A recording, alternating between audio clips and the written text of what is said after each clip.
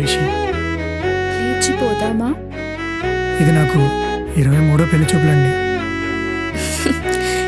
ఏంటండి ఇది నా 25వ సినిమా అన్నట్టు చెప్తున్నారు? ఈసారైనా నా ప్రయత్నం ఫలించేలా చూడు స్వామి.